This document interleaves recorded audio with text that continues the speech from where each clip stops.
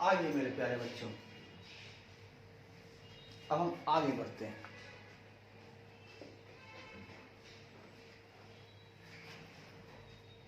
अब हम आगे बढ़ते हैं मेरे बच्चों, मेरे दोस्तों, मेरे भाइयों, आगे बढ़ते हैं। जैसा कि टाइटल नंबर 3 हमारे पास है, ऑडिटर्स ओपिनियन। क्या है मेरा? Auditors opinion.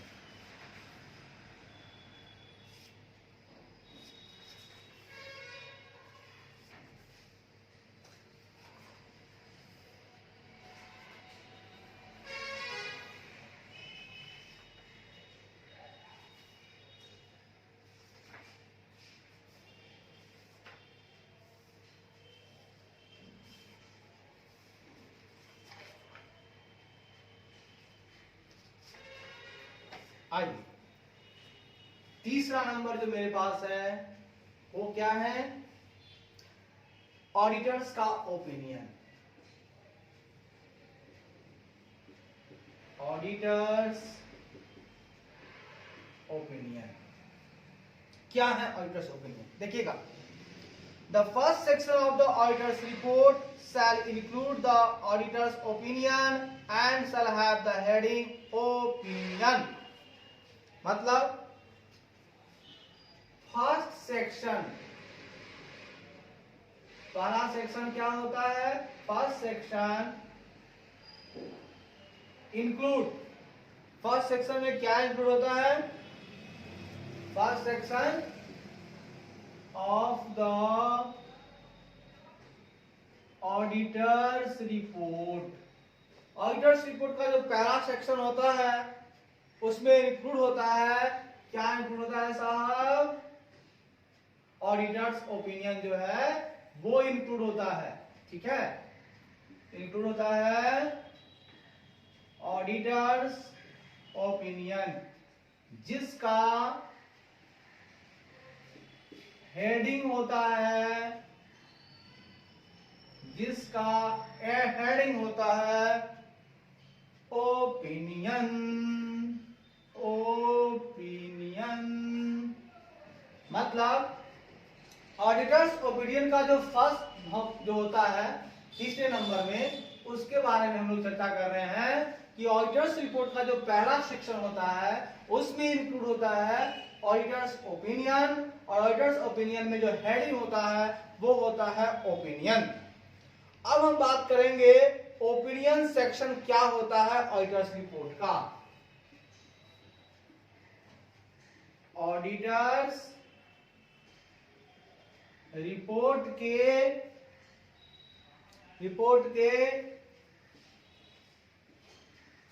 Opinion section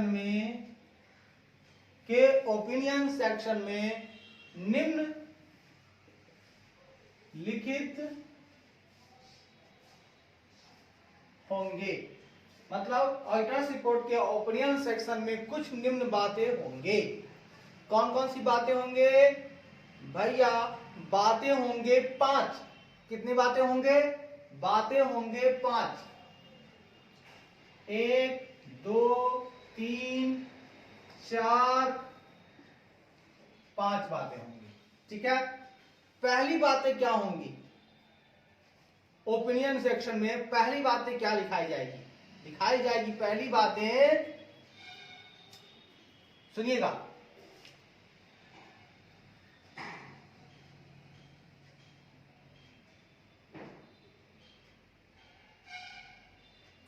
identify the entity whose financial statement have been audited। सबसे पहले हम लोग लिखेंगे, आइडेंटिफाई करेंगे।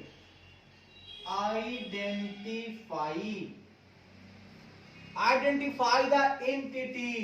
सबसे पहले जो ओपिनियन में देखेंगे तो हम लोग आइडेंटिफाई करेंगे एंटिटी को। आइडेंटिफाई द एंटिटी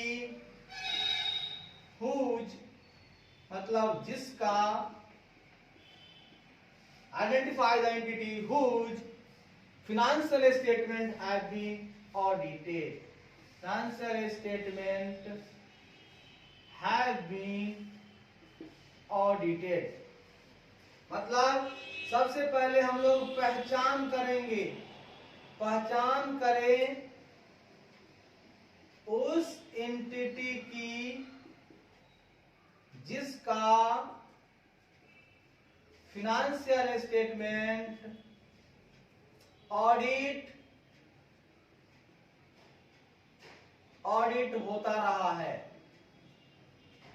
जिसका फिनेंशियल स्टेटमेंट ऑडिट हो रहा है, पहले उसके एंटिटी की पहचान करेंगे। है एंटिटी की पहचान करो, एंटिटी की पहचान करो जिसके फिनेंशियल स्टेटमेंट को ऑडिट करना है, ऑडिट करना है, ऑडिट करना है। पहले आइडेंटिफाई करो, अरे पहले पहचान करो, अरे उस एंटिटी की तुम पहचान करो जिसके फिनेंशियल स्टेटमेंट का ऑडिट करना है। अरे ऑडिट होने वाला है या ऑडिट करना है या ऑडिट हुआ है भैया, ऑडिट हुआ है। उस एंटिटी की पहचान कर लो जरा, उस एंटिटी की पहचान करो जिसके फिनेंशियल स्टेटमेंट का ऑडिट करना है। ऑडिट हुआ है, ऑडिट हुआ है, ऑडिट हुआ है, ऑडिट हुआ है, ऑडिट हुआ है। उस एंटिटी की तुम पहचान करो, उस एंटिटी की तुम पहचान करो, तभी तो ओपिनियन दे पाओगे, अरे ओपिनियन दे पाओगे।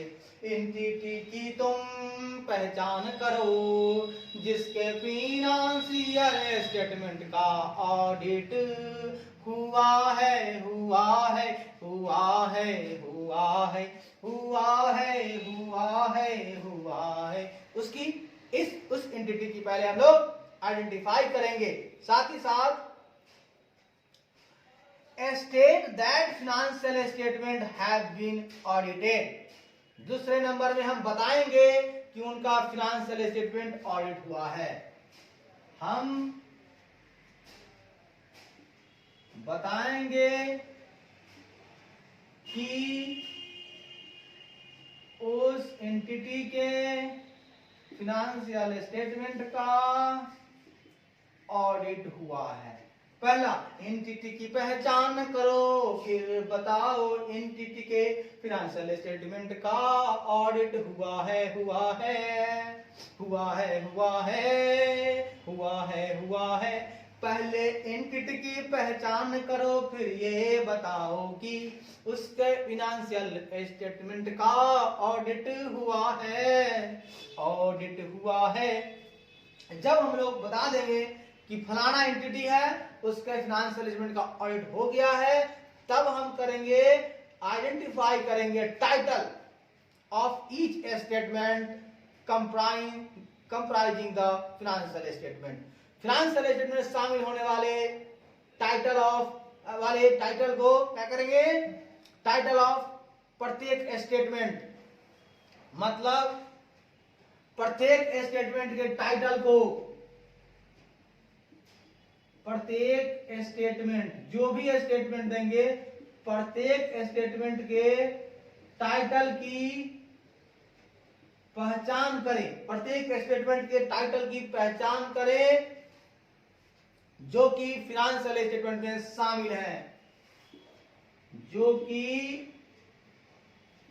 फाइनेंशियल स्टेटमेंट के ऑडिट के दौरान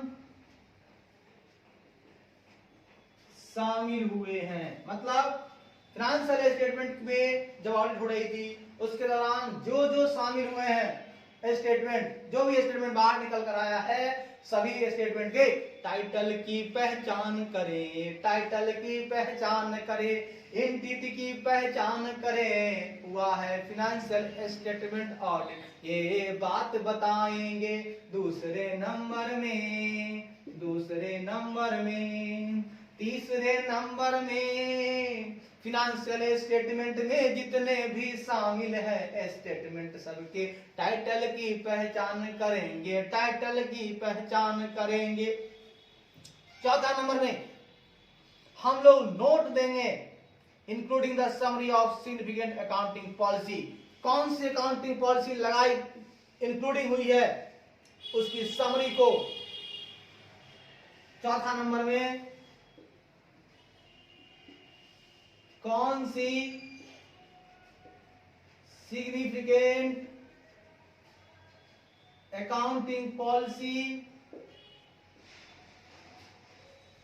की समरी, कौन सी सिग्निफिकेंट अकाउंटिंग पॉलिसी की समरी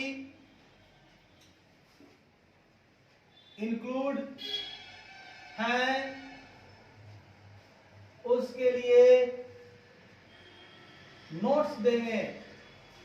उसके लिए क्या देंगे, नोट्स रेफर करेंगे। चौथा नंबर में क्या करेंगे, कौन सी सिग्निफिकेंट अकाउंटिंग पॉलिसी शामिल हुई है भैया, शामिल हुई है, उसको हम बताएंगे नोट्स में, हम बताएंगे नोट्स में, हम बताएंगे। पहला, हम एंटिटी की पहचान करेंगे जिसका फाइनेंशियल स्टेटमेंट ऑडिट हुआ है। दूसरे नंबर में बताएंगे उस एंटिटी के फाइनेंशियल स्टेटमेंट का ऑडिट हुआ। तीसरे नंबर में बताएंगे फाइनेंशियल स्टेटमेंट में शामिल होने वाले जितने भी स्टेटमेंट हैं उनकी टाइटल की पहचान करेंगे, टाइटल की पहचान करेंगे। चौथे नंबर में सिग्निफिकेंट अकाउंटिंग पॉलिसी कौन कौन शामिल है उसके लिए नोट्स देंगे, उसके लिए नोट्स देंगे। लास्ट में specify the date of period covered by each financial statement comprising in the financial statement। financial statement में शामिल होने वाले, financial statement में शामिल होने वाले प्रत्येक financial statement, financial statement में शामिल होने वाले प्रत्येक financial statement के में होने वाले प्रत्येक financial statement के डेट और पीरियड को स्पेसिफाई करेंगे। प्रत्येक फाइनेंशियल स्टेटमेंट के डेट तथा पीरियड तथा कौन सी पीरियड कवर्ड कर रहा है, ठीक है। प्रत्येक फाइनेंशियल डेट तथा पीरियड को स्पेसिफाई करेंगे, को स्पेसिफाई करें। मतलब 5वें नंबर में फाइनेंशियल स्टेटमेंट में जितने सारे फाइनेंशियल स्टेटमेंट इंक्लूड शामिल हैं उन सभी का डेट देंगे और उसका पीरियड हम लोग स्पेसिफाई करेंगे। ये फलाने डेट का है और ये फलाने पीरियड का है, ये फलाने डेट का है, फलाने पीरियड का है, फलाने डेट का है, फलाने पीरियड का है, फलाने डेट का है, फलाने पीरियड का है, फलाने डेट का है, फलाने पीरियड का है। हम लोग 5 बातें बताएंगे साहब। कहाँ बताएंगे, ओपिनियन सेक्शन में। ऑडिटर का जो ओपिनियन सेक्शन होता है जिसकी हेडिंग होती है ओपिनियन, वहां पर हम लोग कुछ बातों को बताएंगे, 5 बातों को। पहला बताएंगे कि हम लोग एंटिटी की पहचान कर लिए हैं जिनका ऑडिट होने वाला है या ऑडिट हुआ है। दूसरा बताएंगे कि हाँ उस एंटिटी के फाइनेंस स्टेटमेंट का ऑडिट हो गया है। और तीसरा बताएंगे कि जो भी फाइनेंशियल स्टेटमेंट में जितने भी स्टेटमेंट शामिल हुए हैं सभी शामिल होने वाले स्टेटमेंट का हम लोग टाइटल की पहचान कर लिए हैं, पहचान कर रहे हैं। चौथा नंबर में हम लोग बताएंगे कि कौन सी सिग्निफिकेंट अकाउंटिंग पॉलिसी शामिल हुई है, वो नोट्स में हम लोग दे रहे हैं। और 5वें नंबर में बताएंगे कि फाइनेंशियल स्टेटमेंट में होने वाले जितने भी फाइनेंशियल स्टेटमेंट है शामिल होने वाले जितने भी उनका डेट क्या है, उनका पीरियड क्या है। तो पहला में बताया क्या, एंटिटी का नाम जाने। दूसरा में हम लोग जाने कि ऑडिट हुआ है।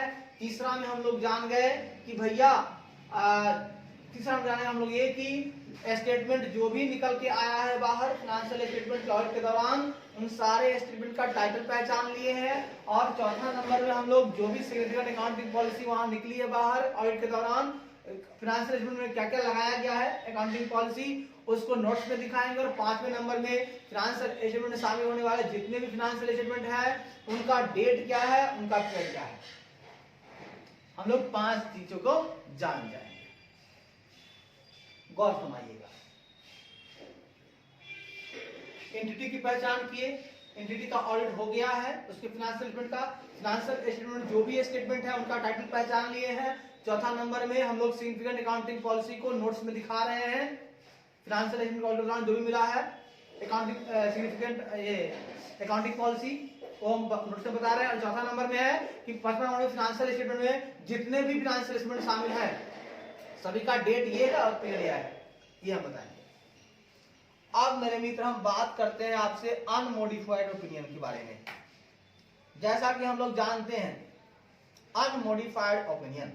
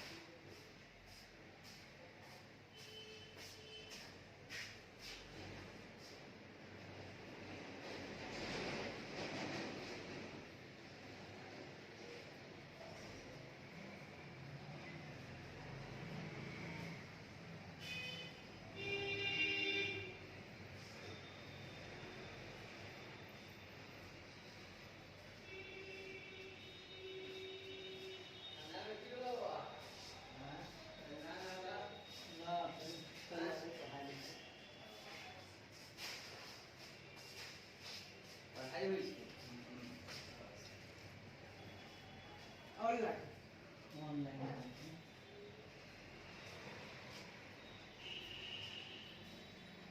गाना बजाने वाला माइक अभी ना चालू से रिकॉर्ड हो रहा है। आइए मेरे मित्रों हम लोग चर्चा को आगे बढ़ाते हैं। हम लोग देखते हैं अनमोडिफाइड ओपिनियन को लेकर के चर्चा करते हैं।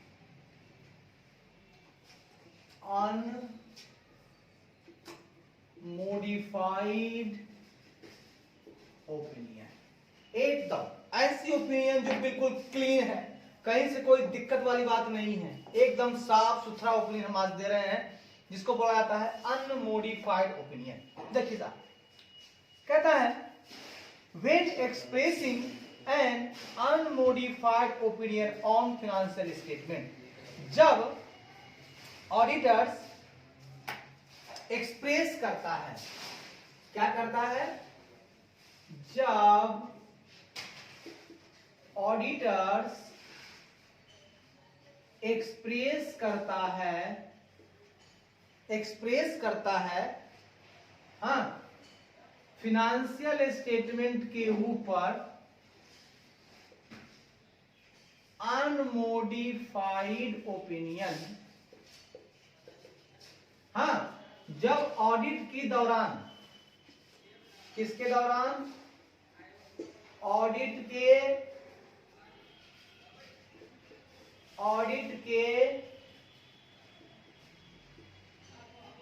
होने के तत्पश्चात, ऑडिट के पश्चात जब ऑडिटर एक्सप्रेस करता है फिनेंशियल स्टेटमेंट के ऊपर अनमोडिफाइड ओपिनियन मतलब ठीक है, तो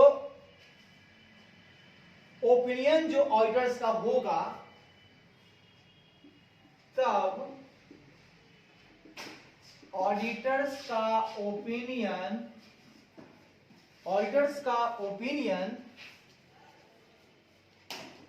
unless otherwise required by law और रेगुलेशन, ठीक है, लॉ और रेगुलेशन के द्वारा, है ना, अनलेस अदरवाइज मतलब इसके अलावा, लॉ और रेगुलेशन बोलता है तो अलग बात है, मतलब लॉ और रेगुलेशन को छोड़कर ऑडिटर्स का ओपिनियन लॉ और रेगुलेशन को छोड़कर, अगर वो कहता है तब देता है तो अलग बात है, उसको छोड़कर नीचे लिखे किसी भी फ्रेज के इक्विवेलेंट को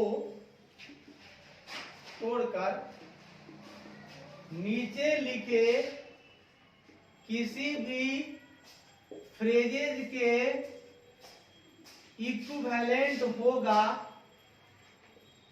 तभी ओपिनियन को अनमोडिफाइड माना जाएगा, अनमोडिफाइड माना जाएगा। मतलब ये कहना चाहते हैं हम कि ऑडिटर जो एक्सप्रेस करता है अनमोडिफाइड ओपिनियन तो वो तभी हो सकता है, लॉ रेगुलेशन जो कहता है उसको छोड़ दो, उसकी चर्चा बाद में करेंगे।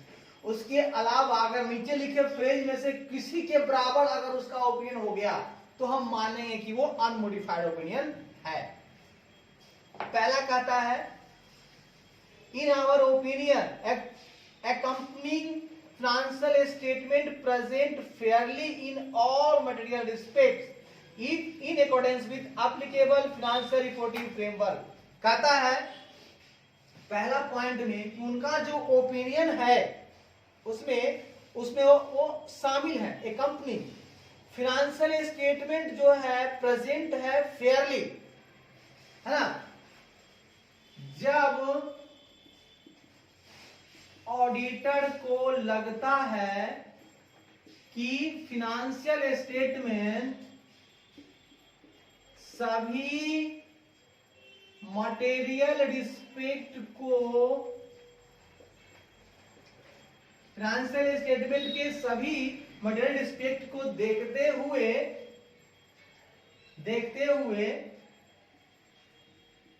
अगर फिनेंशियल स्टेटमेंट फेयरली प्रेजेंट हो रहा है तो auditors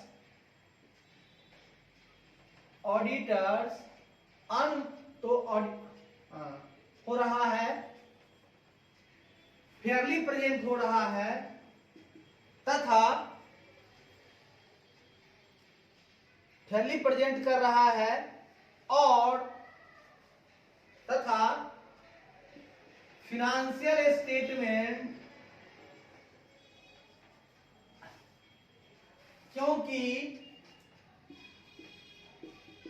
financial statement applicable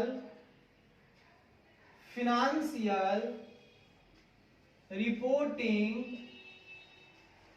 framework के अनुसार बनाया जा रहा है। मतलब कहना चाहता है ये ऑडिटर कहता है कि हम देंगे अनमोडिफाइड ओपिनियन जब हमको ऐसा लगता है कि financial statement applicable financial reporting framework के हिसाब से बनाया जा रहा है और सभी मटेरियल रिस्पेक्ट को देखते हुए बनाया जा रहा है, ठीक है, सभी मटेरियल रिस्पेक्ट को देखते हुए बनाया जा रहा है और फिनेंशियल स्टेटमेंट इसकी वजह से फेयरली प्रेजेंट हो रहा है, तो हम कहेंगे कि भैया यहां हम देंगे अनमोडिफाइड ओपिनियन। कब देंगे? जब ऑडिटर को ऐसा लगता है कि फिनेंशियल स्टेटमेंट जो तैयार हुआ है वो सभी मटेरियल रिस्पेक्ट को देखते हुए तैयार हुआ है और साथ ही साथ एप्लीकेबल फिनेंशियल रिपोर्टिंग फ्रेमवर्क के हिसाब से बनाया गया है, तब वो जो देगा और उसको लग रहा है कि फिनेंशियल स्टेटमेंट फेयरली प्रेजेंट हो रहा है, फिनेंशियल कैसा हो रहा है, फेयरली प्रेजेंट हो रहा है, तब वो देगा अनमोडिफाइड ओपिनियन। बात समझिएगा। उसका ओपिनियन अनमोडिफाइड कब माना जाएगा? जब उसको ऐसा लगेगा कि फिनेंशियल स्टेटमेंट जो है बनाया जा रहा है सभी मटेरियल एस्पेक्ट को लेकर के ध्यान में रखते हुए, और साथ ही साथ वो एप्लीकेबल फाइनेंशियल रिपोर्टिंग फ्रेमवर्क के हिसाब से बनाया जा रहा है, इसीलिए वो फेयरली प्रेजेंट हो रहे हैं। फाइनेंशियल स्टेटमेंट क्या हो रहा है? फेयरली, बिल्कुल साफ साफ प्रेजेंट हो रहा है, मुझे अनमोडिफाइड प्रेजेंट देने में कोई हर्ज नहीं है। दूसरा, फाइनेंशियल स्टेटमेंट गिव कर रहा है ट्रू एंड फेयर व्यू, है ना। साथ ही साथ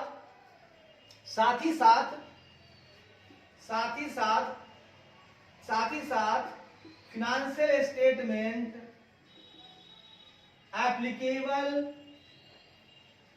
फाइनेंशियल रिपोर्टिंग फ्रेमवर्क के अनुसार बनाए जाने के कारण financial statement true and fair view दे रहा है। ठीक है, एक तो बनाया जा रहा है, अच्छी बात है, और साथ ही साथ ट्रू एंड फेयर व्यू भी दे रहा है। तो इसमें से किसी एक की वजह से अगर उसको लग रहा है तो वो क्या देगा? Unmodified opinion.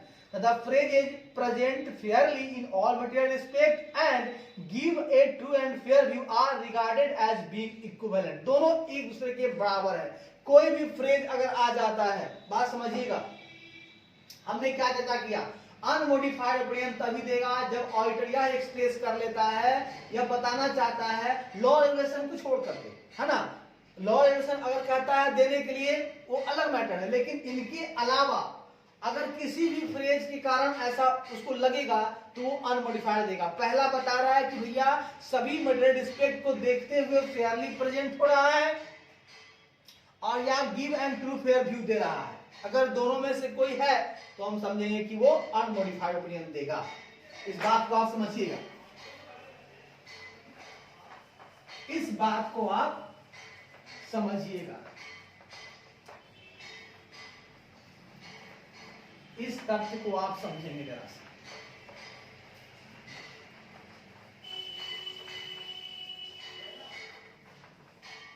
ये तथ्य क्या है, इस तथ्य पर जरा सा हम लोग गौर फरमाएंगे।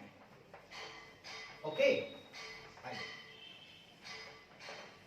मतलब दो वर्ड यहां हम लोग इस्तेमाल कर रहे हैं। वो फ्रेज कौन कौन सा है?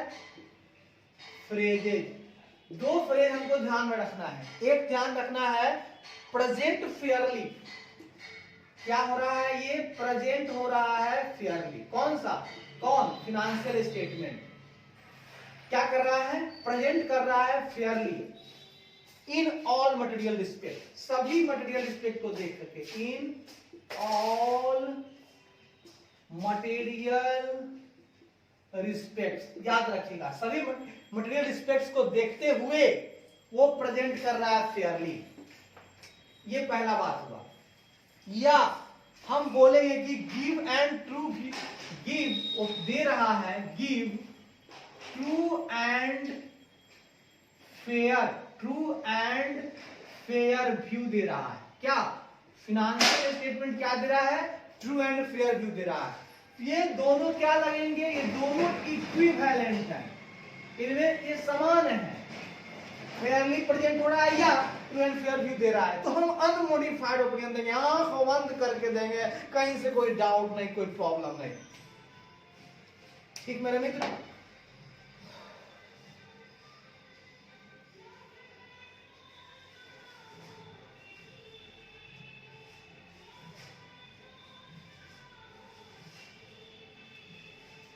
चलिए, धन्यवाद। नेक्स्ट क्लास में मिलते हैं।